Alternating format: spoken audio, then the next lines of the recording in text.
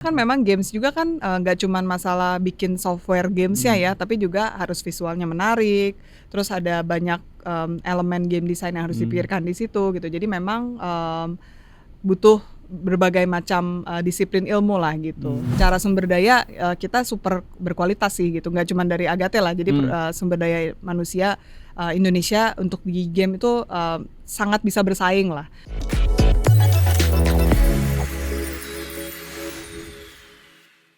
Halo Sobat Investor, pemirsa IDX Channel, kembali lagi bersama kami dalam Fincast, Financial Podcast-nya IDX Channel tentunya, dengan bahasan yang gak kalah menarik dari episode-episode sebelumnya. Dan kali ini Fincast ditemani saya Fajar Wayong, dan kita akan kupas ya terkait dengan isu-isu ataupun hal-hal yang menarik di Fincast kali ini. Dan kali ini sepertinya ulasannya nih relate banget sama teman-teman begitu ya, apalagi kalian para gamer atau yang memang sering menggunakan waktu senggangnya atau waktu luangnya untuk bermain game, baik di handphone, di tablet, ataupun di PC dan berbagai macam platform lainnya. Nah, sebelum kita mulai ataupun kita diskusi hari ini ngobrol-ngobrol santai soal industri game nasional, ini saya ingin membagikan sedikit begitu ya data-data terbaru di mana terkait dengan game sendiri. Ini riset Statista, teman-teman, ini menyebutkan pada 2024 pendapatan pasar video game global ini diproyeksikan mencapai lebih dari 280 miliar dolar Amerika Serikat atau meningkat 13% dibandingkan tahun 2023 lalu. Dan ini juga pasar video game diperkirakan akan tumbuh 8,76% antara tahun 2024 hingga 2027. Kebayang ya berapa besarnya skala dari industri game.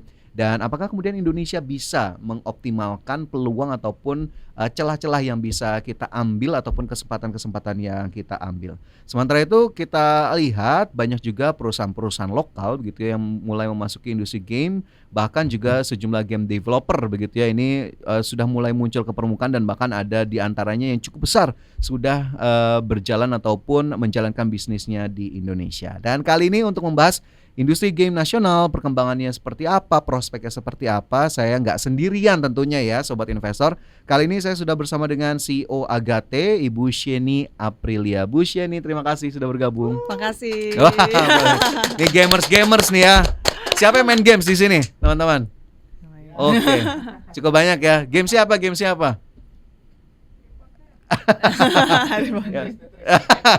Jadul nih ya. Jadul. Oke, pasti banyak lah mungkin pada malu-malu ya Bu Sheni ya nyebutnya gamenya apa. Oke, soal Agate dan industri game nasional, sebelum kita jauh membahas industri kita, Agate sendiri sebetulnya boleh diceritain gak sih Bu Sheni ini mulainya gimana, kemudian berawal dari mana? Apakah Bu Sheni sendiri memang gamer nih? Ya, of course ya, saya sendiri gamers dan juga saya kan start Agate ini bersama co-founder yang lain. Kami semua gamers dan juga memang di industri luar pun yang udah jauh lebih maju, rata-rata semuanya, bukan rata-rata lah, semuanya yang membuat games atau terjun ke industri game itu pasti mereka gamers sih. Dan emang mereka super cinta gitulah sama produk game dan mereka punya aspirasi untuk bisa membuat gamenya sendiri. Dan itu juga yang terjadi dengan kami co-founder ketika memulai Agate tahun 2009 ya, jadi udah cukup lama. Waktu itu kami masih di tahun keempat kuliah, terus habis itu kami melihat bahwa kami punya mimpi gitu ya untuk bisa membuat games kami sendiri dan juga gamesnya bisa sukses di pasar dan dimainkan oleh banyak orang. Tapi pada saat itu tidak banyak perusahaan games di Indonesia tuh, jadi makanya waktu itu kan kami juga rame-rame tuh 18 orang co-foundersnya, rombongan gitu ya. Terus perusahaan lain di game di Indonesia hampir nggak ada sih, dan juga of course nggak akan bisa terima kami semua untuk kerja bareng gitu kan. Jadi akhirnya udah deh kita start company sendiri, sepolos itu gitu ya. Terus waktu itu kita bootstrap sih, jadinya kita patungan uang jajan anak kuliah lah ya. Jadi waktu itu kita langsung full time kerja di sana juga, even di tahun keempat kuliah itu, dan sampai lulus juga masih kerja di sana. Waktu itu start dengan gajinya tuh super kecil, kayak 50.000 per orang per bulan gitu gajinya ya. Waktu itu 50.000 ya 2009 sih. Cuma kan tetap aja 50.000 mungkin bisa beli satu dus minsan gitu ya. Cuman ya maksudnya kita benar-benar berjuang banget dan juga ya benar-benar bermodalkan passion sih mostly gitu. Dan fast forward sampai sekarang, kita sekarang yang paling besar di Indonesia sebagai game developer, dan kami sangat bersyukur sih bisa memberikan kesempatan ke berbagai macam orang, sumber daya manusia di Indonesia yang memang punya aspirasi untuk bekerja di industri game gitu. Berarti Mbak atau Bu Sheni sama teman-teman ini backgroundnya apa ya? Sampai kemudian kombinasi sih, kan tadi kan 18 orang tuh kombinasi. Jadi kombinasinya mainly dari computer science dan seni rupa dan desain. Jadi kan akhirnya disatuin lah ya, di-combine ya. Karena kan memang games juga kan nggak cuman masalah bikin software gamesnya ya, tapi juga harus visualnya menarik. Terus ada banyak elemen game design yang harus dipikirkan di situ gitu. Jadi memang butuh berbagai macam disiplin ilmu lah gitu. Waktu itu kita tidak ada yang berbackground bisnis sama sekali juga sih. Jadi banyak nekat dikit ya. Nekat banget. Nekat ya, bukan agak ya. Iya, nekat banget. Waktu itu juga orang tua saya juga bertanya-tanya, maksudnya ini lulusan ITB gitu ya ceritanya kan. Orang tua kan pasti senang lah lulusan ITB, pengennya kerja di mana gitu kan, stabil karirnya atau ya pendapatannya banyak gitu kan. Terus kenyataannya ternyata buka usaha sendiri, terus kayak gajinya game pula lagi ya. Game kayak apa ya game gitu. Terus pendapatannya nggak ada gitu kan. Wah ya, tapi bersyukur sih sampai sekarang kita bisa growing, jadi much bigger, dan juga ya tadi bahkan bisa kasih kesempatan untuk banyak orang bisa berkarya juga di industri game Indonesia, dan berkarya juga supaya gamenya bisa di pasar global juga sih. Oke, bermula dari passion nih teman-teman ya. Jadi jangan takut nih. Bu Sheni bisa jadi contoh lah buat kita, inspirasi gitu. Tapi kalau diingat-ingat lagi, apa kemudian project ataupun game pertama yang di-develop sama Agate? Berarti itu full develop sendiri atau sudah bekerja sama dengan pihak lain? Waktu dari awal karena kan kita langsung rame-rame ya, tadi 18 orang. Jadi memang kita kombinasi juga sih. Ada yang games yang kita langsung kerja sama perusahaan lain. Waktu itu kebetulan kita beruntung dipercaya sama Microsoft waktu itu untuk bikin games juga di platform media. Jadi ada bisnis juga di situ gitu kan. Terus juga ada yang kita memang bikin games kita sendiri dengan ya pasti skala kecil dulu lah ya, karena kita waktu itu masih pemula lah gitu. Salah satu games yang pertama yang cukup sukses pada zaman itu tahun 2010 kalau saya nggak salah ingat, itu namanya Earl Grey and This Rupert Guy. Itu tuh gamenya di website, waktu itu kan zamannya games flash gitu ya. Iya, betul. Jadi di sana waktu itu bahkan pas rilis pertama kali di 1 minggu pertama itu kita nggak ada effort promosi apa-apa, itu langsung 1 juta play waktu itu seluruh dunia. Jadi cukup membanggakan lah gitu. Itu tuh bukan game pertama kami yang bikin langsung sukses juga ya. Jadi ya kembali lagi banyak jatuh bangunnya, dan itu salah satu sukses pertama kami lah di bikin games dan kita bisa rilis di global gitu. Oke, tapi kalau melihat dari zaman itu begitu ya Bu Sheni, bagaimana punya perkembangannya sekarang juga pasti sepertinya ada perbedaan. Tapi melihat game buatan sendiri, buatannya Agate itu sukses, itu sebetulnya indikasinya apa tuh? Indikator-indikatornya? Indikatornya sebetulnya ada mulai dari financial metrics gitu ya. Apakah si games ini berhasil dapat misalnya kita sebutnya game publishing deal ya. Kalau misalnya contoh game yang tadi tuh kita dapat juga sponsorship deal lah sama perusahaan di luar. Itu kan dari sisi financial ya. Terus habis itu juga dari sisi jumlah pemainnya. Jadi sebenarnya tergantung bisnis modelnya dari suatu game juga sih. Ada game misalnya yang memang misalnya game-game yang sekarang di mobile banyaknya yang free to play gitu ya. Itu dari mulai jumlah downloads, dari mulai jumlah active user per harinya. Terus ada juga misalnya retention. Jadi kayak misalnya dari 100 pemain yang main hari ini, berapa persen sih yang main lagi besok. Terus misalnya ada lagi free to play itu misalnya conversion dari, karena kan majority mainnya gratis gitu ya.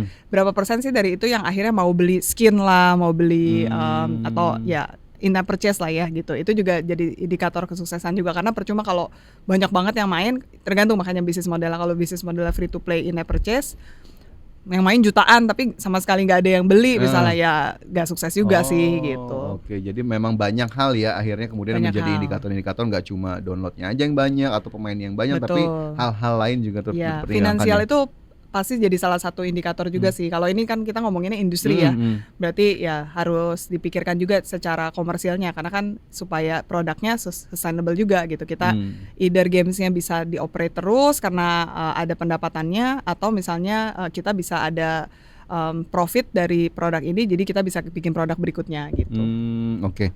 Tapi kalau kemudian kita lihat sekarang Agate bagaimana kemudian berjalan game developer, berarti gak cuma game buatannya Agate ataupun Agate produce game untuk kemudian kepentingan Agate sendiri, dalam kata lain sudah menerima offer ataupun order dari company atau partner lain begitu ya untuk Oh kemudian iya, betul. membuat game. Betul. Jadi bahkan tadi dari 2009 bahkan ya kita cukup beruntung kita ada relasi dengan Microsoft Indonesia gitu, sehingga kita bisa dapat order dari mereka even waktu pas pertama kali kita berdiri gitu Langsung ya. Microsoft ya. Betul, Microsoft. Terus habis itu sering berjalannya waktu semakin banyak sih. Waktu itu kebetulan di awal-awal 2009-2010 itu kalau mungkin ingat gitu ya, masa itu games itu baru mulai jadi mainstream. Mungkin kalau sebelum 2009 itu yang majority yang main game itu adalah anak-anak remaja, cowok misalnya di rumah main PlayStation misalnya gitu kan.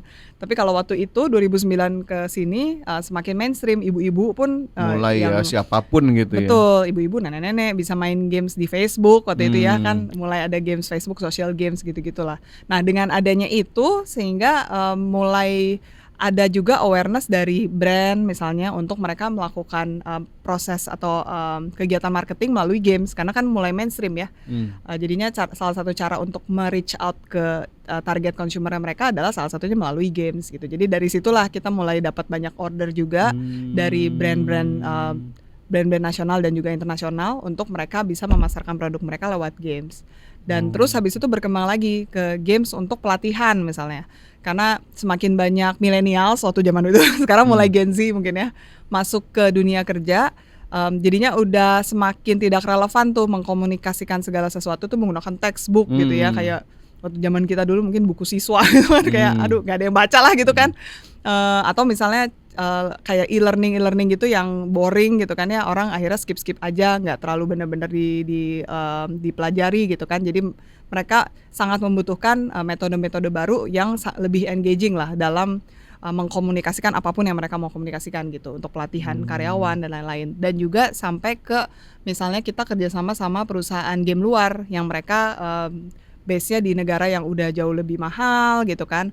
Terus habis itu mereka mencari alternatif untuk membantu bikin games mereka supaya bisa lebih affordable tapi juga sama juga kualitasnya tinggi misalnya gitu. Oke, jadi model-model apa tadi ya, ordernya ataupun kolaborasinya juga macam-macam begitu ya yang Betul, dikerjakan. fungsi gamenya juga berbeda-beda. Ada yang benar untuk entertainment, ada juga kita sebutnya serious game, game untuk serious purpose lah gitu. Jadi memang super beragam sih jadinya. Super beragam ya, banyak Benar. ya bisa kemudian disesuaikan dengan apa yang dibutuhkan gitu ya. Bahkan Betul. tadi ternyata brand-brand juga, saya pikir kan mungkin secara kasar begitu ya, saya mikir game ini memang perusahaan-perusahaan atau klien-klien tertentu yang memang minta tolong bikinin game yang untuk dimainkan banyak orang. Ternyata game dengan tujuan edukasi juga ada, game Betul. kemudian untuk marketing dari brand-brand tadi juga ada. Jadi nggak melulu game yang kita lihat dimainkan orang terus gitu ya. Benar, jadi games itu bukan cuma buat hiburan sebenarnya. Games itu udah semakin meluas lah gitu untuk ya tadi edukasi, bahkan edukasi anak-anak. Kita juga ada pernah bikin games yang masih jalan juga sekarang, gamesnya untuk mengakses cognitive skill dari anak SD misalnya gitu. Karena kan anak SD juga sekarang lifestyle-nya adalah tiap hari main games gitu ya, walaupun dibatas-batas lah sama orang tua. Cuman gimana caranya supaya misalnya 1 jam anak kecil ini main games, si orang tuanya bisa atau gurunya juga bisa dapat report lah gitu. Oh, anak ini tuh ternyata punya kemampuan analitikal yang bagus atau kemampuan bahasa. Jadi kita ada bikin games yang seperti itu juga. Jadi si anak kecilnya tidak merasa dites gitu kan. Mereka main aja gitu kan. Ya mereka mah happy lah main games. Tapi sambil di-assess juga gitu. Oh, ini anak ini strength-nya di mana gitu-gitu sih. Oh, keren. Jadi memang range-nya cukup luas dan Range-nya semakin ini luas, saya yakin juga teman-teman baru adalah mungkin yang juga baru tahu begitu ya bahwa ini Pasti, seluas benar. ini. Oke, tapi kalau ngomongin industri game global ataupun domestik, tadi kan aku udah sempat nyebut riset statista begitu ya, nilainya cukup besar begitu, kemudian pertumbuhannya di tahun 2024 juga cukup besar. Agate memandang angka-angka ini seperti apa nih sebetulnya? Bu Kita Rusini? memandang angka-angka ini lebih ke seperti validasi juga sih ya. Maksudnya waktu itu kan kita hanya bermodal passion aja, nggak benar-benar waktu dulu ya. Kita nggak lihat sebenarnya, kita nggak tahu juga sih potensi bisnisnya seperti apa. Nah terus ternyata growing-nya kan berarti 15 tahun ke belakang selalu positif ya, dan growth-nya juga tinggi banget gitu. Jadi ini merupakan suatu tadi validasi lah bahwa kita berada di industri yang tepat, dan juga industri ini juga kedepannya masih akan terus berkembang dan sangat dinamis juga ya, karena tadi misalnya untuk use case-nya dari si game itu tuh juga nggak cuman hiburan, ternyata ada banyak hal yang lain dan ya masih sangat terus berkembang juga sih sampai sekarang, which is ini berarti selalu ada opportunity untuk growth ke depannya sih gitu. Ada opportunity untuk growth ke depannya dan tadi kalau saya kutip ternyata dulu nggak senyangka ini ya bahwa nilainya akan besar Betul, banget betul. gitu ya, karena dulu memang dari passion. Betul, karena background-nya bukan bisnis juga ya, Background-nya jadinya bukan bisnis. super naif juga sih kayak kita pengen bikin gitu kan, ya gitulah. Tapi ternyata potensinya besar banget, ceruknya besar, sekarang Benar. pemainnya juga banyak dan industrinya tetap bertumbuh. Nah, kemudian kalau ngelihat industrinya prospektif,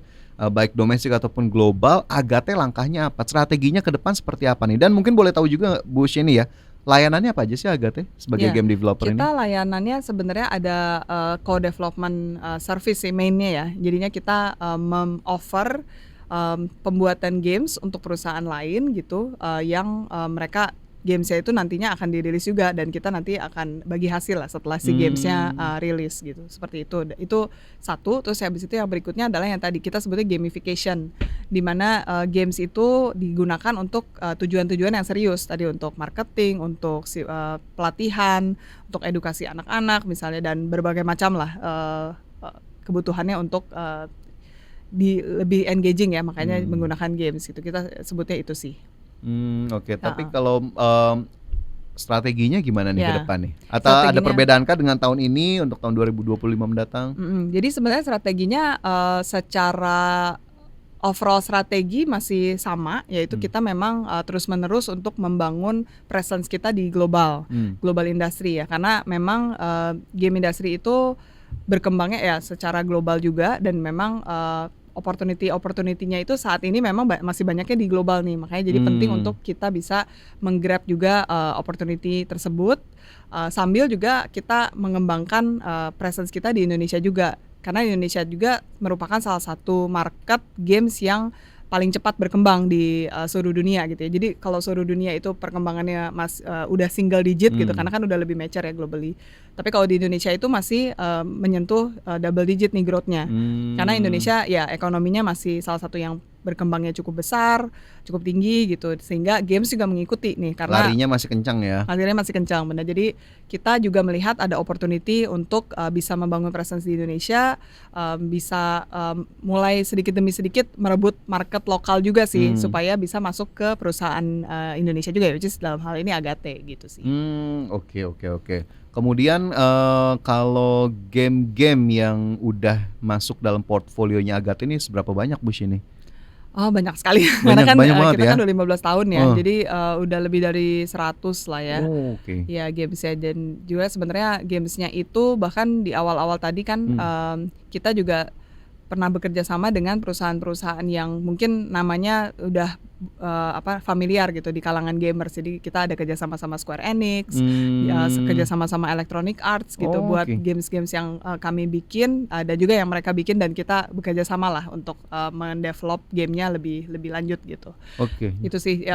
Nah ini kita goalsnya adalah supaya kita lebih banyak lagi bisa mensecure global partnership seperti ini, supaya tadi sebenarnya goalsnya nggak cuman untuk bisa menggrab opportunity market yang memang udah lebih mature di luar sana, tapi juga supaya ada knowledge transfer juga sih, supaya kita juga, karena kan kalau yang dari Indonesia aja kita memang growing talent kita sendiri gitu ya, tapi kalau misalnya kita bisa diekspos dengan best practice-nya dari luar sana, pastinya nanti akan bisa lebih berkembang juga, dan ya eventually kita bisa bikin produk kita sendiri lebih banyak lagi, terus juga tadi mendominate market Indonesia juga, supaya tadi sih mungkin kerinduannya kerinduannya adalah gimana market games di Indonesia ini yang nanti diprediksikan dalam 10 tahun ke depan tuh bisa masuk top 5 in the world gitu kan, which is berarti itu besar banget.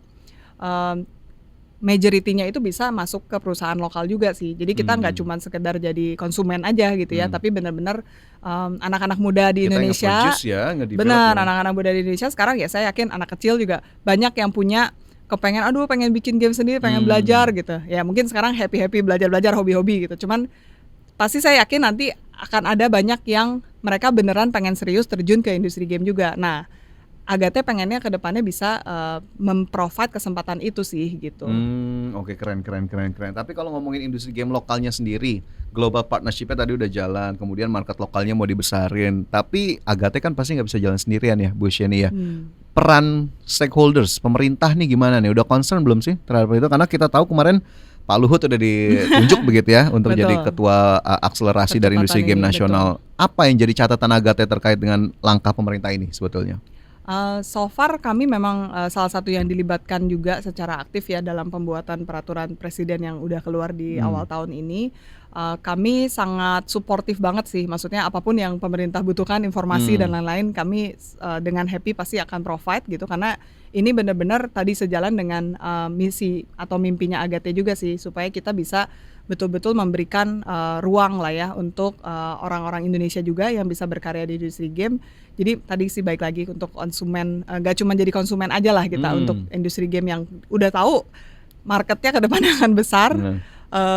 Ya kita harus gerak dari sekarang sih gitu sih. Dan kalau peraturan presidennya itu sendiri tadi ada banyak juga ya mengcovernya sebenarnya peraturan presiden itu dari mulai funding, pendanaan, jadi ya supaya lebih banyak lagi games-games yang bisa diproduksi di lokal juga. Jadi kan semakin banyak games yang bisa diproduksi, semakin banyak juga sumber daya yang bisa dikaryakan gitu untuk pembuatan game. Pengalamannya juga jadi bertambah gitu kan. Nanti gamesnya juga akan lebih banyak lagi yang punya chance lah untuk bisa sukses secara komersil karena fundingnya ada gitu kan. Terus juga dari mulai regulasi untuk produk-produk games yang beroperasi atau dipasarkan di Indonesia nih, supaya bisa pastinya ada pendapatan juga untuk pemerintah, tapi juga bisa memajukan juga perusahaan-perusahaan lokal sih dengan enforce adanya kerjasama antara perusahaan luar yang mau mengoperasikan games di Indonesia harus bekerja sama perusahaan lokal misalnya, ya segala macam itu yang saya yakin sih pasti akan membantu banget sih untuk perusahaan lokal bisa tadilah mengachieve mimpinya untuk menjadi tuan rumah lah ya di marketnya sendiri. Betul. Seperti itu. Dan juga ada juga yang seperti terkait edukasi juga nih, gimana biar sumber daya manusia di Indonesia yang terkait game development bisa juga cepat juga nih berkembangnya gitu, dengan cara ya ada program-program untuk sekolah gitu kan, program-program vokasi supaya lebih banyak lagi nih game development talentnya, karena kan bikin games juga butuh orang juga ya. Betul. Gitu. Jadi kalau misalnya fundingnya ada tapi orangnya nggak ada juga susah juga gitu. Jadi hand in hand lah gitu. Oke, semua faktor akhirnya diharapkan dengan upaya pemerintah yang concern hal ini bisa dipertemukan begitu semuanya akhirnya. Betul. Jadi bisa kemudian kontributif terhadap apa yang diinginkan. Tapi ngomong-ngomong soal sumber daya manusia, developer Indonesia tuh jago-jago nggak sih Bu Sheni? Dan Agate sendiri dominasinya nih apa mayoritas banyak SDM dari dalam negeri atau justru banyakan luar? Oh, ya SDM kita semuanya dari dalam negeri, semuanya dalam negeri, dan juga games-games kita juga udah banyak yang dapat award di luar sana dan juga dapat sukses secara komersil di luar sana. Jadi itu menjawab sendiri lah ya. Jadi kayak secara sumber daya kita super berkualitas sih gitu, nggak cuma dari Agate lah. Jadi sumber daya manusia Indonesia untuk di game itu sangat bisa bersaing lah. Cuman memang sekarang challenge-nya adalah gimana misalnya sekarang ada sekian ribu gitu ya, bagaimana ini bisa jadi puluhan ribu, ratusan ribu gitu orangnya. Karena kalau misalnya kita berkaca ke industri atau market yang udah jauh lebih mature seperti Amerika, China, itu mereka sumber daya manusianya berkali-kali lipat lebih banyak gitu. Bukan masalah kualitasnya ya, kembali lagi kualitasnya sih kita udah sangat bisa bersaing. Cuman dari sisi skalanya nih, karena skala ini nggak cuman bermasalah ya, oh berarti jadi lebih banyak produk gamenya, itu satu hal. Tapi juga di luar itu adalah games itu semakin budgetnya semakin tinggi, orangnya juga semakin banyak butuhnya. Jadi kalau misalnya jumlah sumber daya manusia kita sedikit, jadinya tercap lah gitu. Di situ-situ aja jadinya. Betul, ya. jadi kayak skala budget gamenya juga ya kayak ada ceilingnya lah gitu ya. Jadi kalau semakin banyak itu jadi opportunity-nya akan semakin terbuka sih buat kembali lagi tadi untuk mencapai mimpi perusahaan Indonesia sendiri bisa jadi tuan rumah tadi ya. Jadi di market games yang kedepannya nanti akan jauh lebih besar. Oke, gitu berarti edukasi juga memegang peranan penting ya tadi salah satu aspek yang juga diulas itu oleh Bu long Sheni. shot ya, panjang lah ya. Kalau ngomongin edukasi pasti panjang dan ya durasinya juga butuh waktu lama gitu kan untuk mengedukasi orang. Cuman itu penting banget sih gitu. Oke, tapi kalau dari Agate sendiri di tahun depan lah ini mungkin bisa jadi pertanyaan terakhir. Sebelum masih banyak Bu Sheni yang saya mau tanyakan, tapi Seru banget ya. keterbatasan waktu ya. Iya. Ada nggak sih aspek baru yang akan muncul di tahun depan dari sisi industri game ataupun dari gamenya sendiri, aspek-aspek baru? Dan terakhir mungkin kemarin kita rame-rame soal keamanan digital, keamanan data. Nah, Agate concern juga sih nggak sih soal hal itu? Karena kan ya berarti data gamer saja udah bisa kita baca mungkin ya secara kasar ya kalau saya sebagai orang awam. Nah, ini gimana kemudian upaya untuk kemudian hal itu juga biar nggak ada risiko-risiko lanjutan lah dari hal-hal itu?